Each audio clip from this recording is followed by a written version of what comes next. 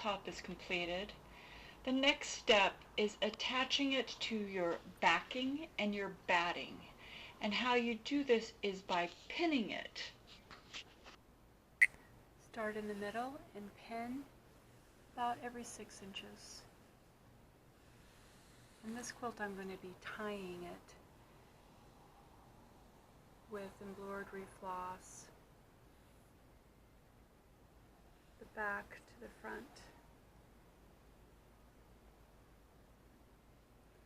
The big tables really do help to lay it out.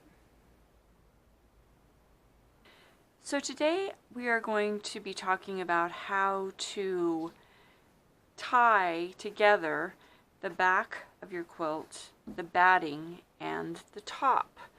And there's a couple different ways. One way is tying it, and one way is quilting it. You could quilt echo around the butterflies, for example. That takes quite a bit of time. And on this particular quilt, I'm ready to kind of wrap it up, and so I'm doing the tie method. And so you kind of want to do it every 6 to 8 inches on your bag of batting. It will tell you how many inches to quilt or tie. Let's take a look and see if we can see that on the packet. I have my Sleeping Beauty here. Hello, baby. So Warm and Natural is what I'm using, and it'll say on the back somewhere. It says here to stitch up to 10 inches apart. So I do 6 to 8, but that works just fine. So in this case, I have tied each of the corners, and I like to kind of be consistent, and I've tied in each of the intersections. So all you do is take a piece of floss. I like coordinating color in my floss, and I deal with about 18 inches or an arm's length.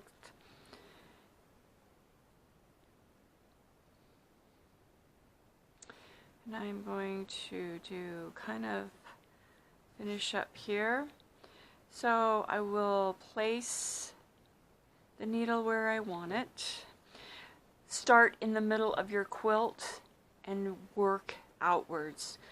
And you just kind of make sure that your back is flat, you know, more padding, because you'll at this point you have it all pinned.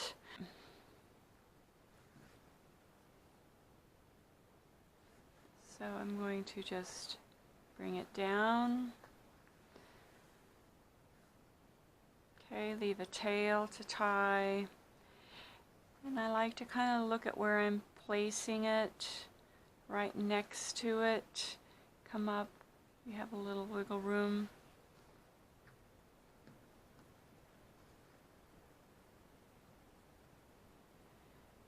And I'll be making a knot right here.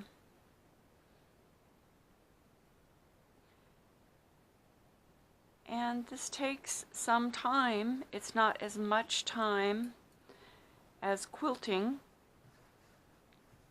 To do this particular quilt, to tie it, took me 4 hours.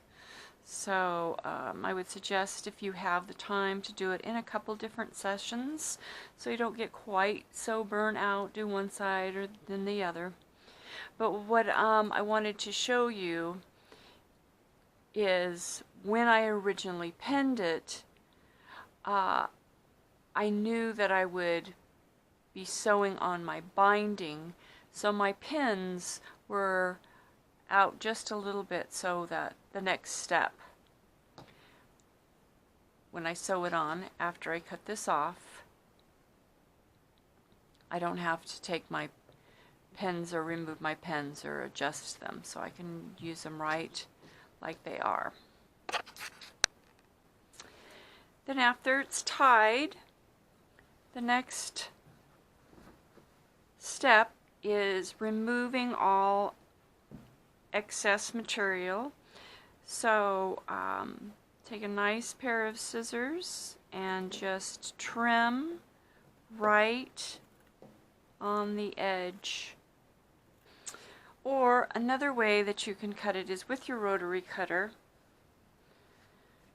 You have to watch your pens, they will be a little bit in the way. But since I'm on my cutting board,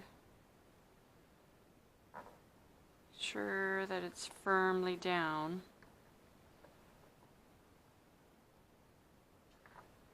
They will wiggle.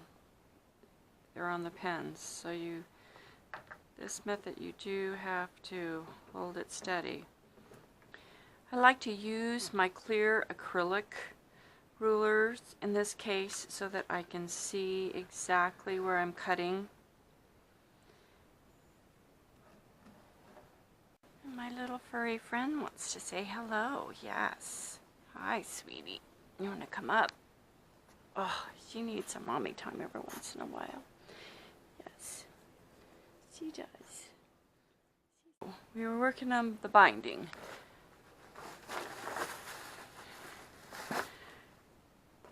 So I happen to have the binding all ready. Pick a side. And this is my top. So I usually do the right hand side. And I come down a foot or so. So I am going to take this edge, give myself 5 or 6 inches, just pull it up a little bit. Because when I come around I need to join it. Just a little bit, and then I'm going to stop and flip it over and see what I've got here. Okay, let's take it out. Okay, so this is a 1/4 inch, so that's going to give me plenty of room to flip over, and then we will sew it on the back. I don't pin it, I just hold it. I know exactly where it's to be.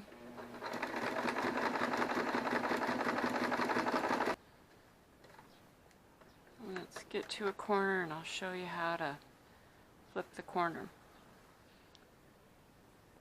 So here I'm coming to the end. I can mark it 1/4 inch. That's where I'm going to sew to. One more.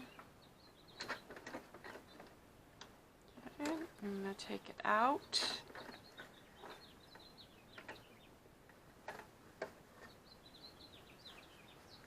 Turn around.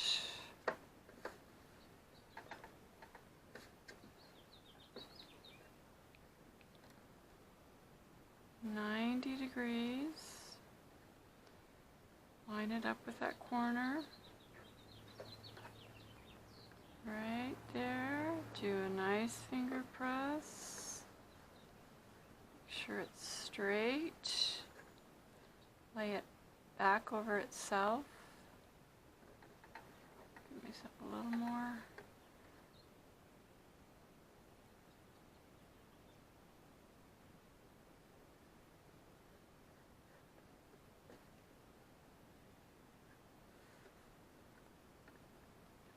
Back in. Start with your needle down. Hold your gently start it out by pulling. We are going to have to join the two pieces of binding that come together. And all you really need to know is what your seam allowance is. So if you take your little gauge here, what my seam will be, this is going to come over your piece, and you're going to mark it.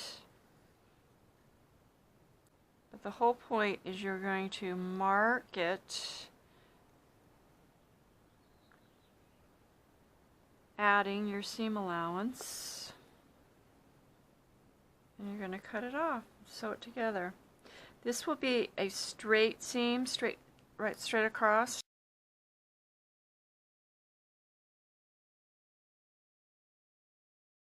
I cut that straight across.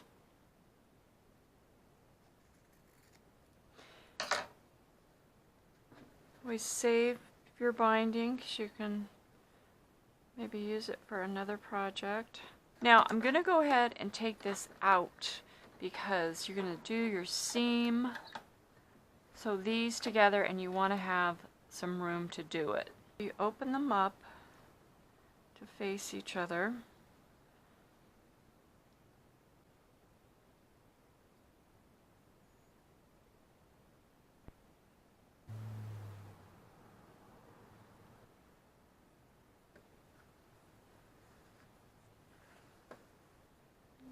Around.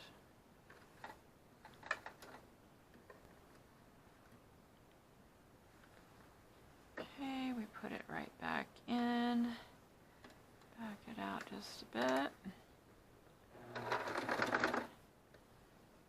And it lays right where it should be. That's good. Now this seam will be straight across, but it's really not that noticeable when you turn it over and you sew it. So now I get to take out all of my pins, and then we will be able to turn this over, and then it's hand stitched.